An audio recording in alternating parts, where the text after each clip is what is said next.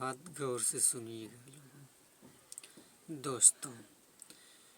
आदमी या कोई भी इंसान जब उसकी मौत होती है तो उसको जलाया और ज़मीन के अंदर दफनाया क्यों जाता है, जाने इसका कारण।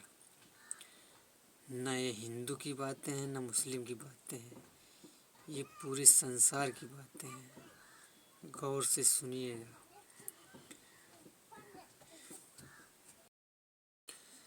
मुसलमानों में दफनाया इसलिए जाता है क्योंकि वो लोग मांसाहारी हैं।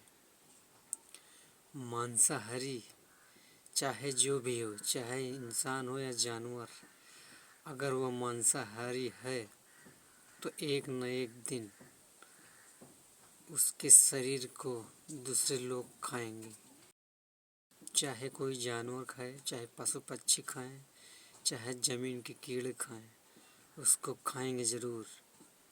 और हिंदू रीति रिवाज में मरने के बाद लोगों को जलाया जाता है। क्यों जानते हो? इसलिए जलाया जाता है कि मरने के बाद शरीर जलकर नष्ट हो जाता है।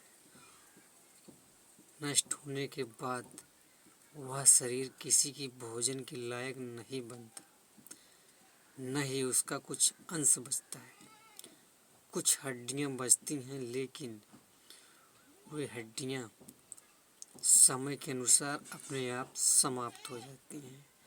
किसी कीड़े मकोड़े की ज़रूरत नहीं पड़ती है उसको नष्ट करने के लिए। इसीलिए हिंदू और मुस्लिम में अंतर है। चाहे जो भी मुस्लिम हो, उसको जलाया कभी नहीं जाता, उसको दफनाया जाता है। इसलिए कि उस मांसाहारी है, दूसरों के मांस का आहार किया है, तो एक न एक दिन उसको दूसरे जीव जरूर खाएंगे। यह वीडियो किसी व्यक्ति के लिए नहीं है।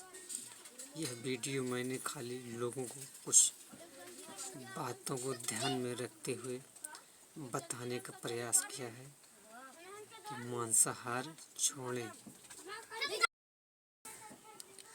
हिंदू में परंपरा नहीं है। सदियों से साधु संत हुए हैं, महात्मा हुए हैं, ज्ञानी हुए हैं, लेखक हुए हैं, लेकिन मुसलमानों में इसका कोई प्रमाण नहीं मिलता है। इसलिए इनको राक्षस कहीं कहीं लोग मानते हैं। जो भी इंसान दूसरों के मांस को खाता है वो किसी राक्षस से कम नहीं है। एक समय में पंडित ने ऐसा ही काम किया था। पंडित दूसरा कोई नहीं, रावण था। रावण पंडित था। वो किसी भी देवी देवता से कम नहीं था, लेकिन उसके कर्म राक्षसी थे। इसलिए रावण को राक्षस का रूप दिया गया। रावण राक्षस नहीं था, एक बुद्धिजीवी प्राणी था।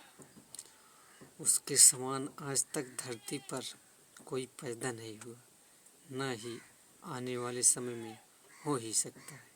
इसकी कोई कल्पना भी नहीं की जा सकती।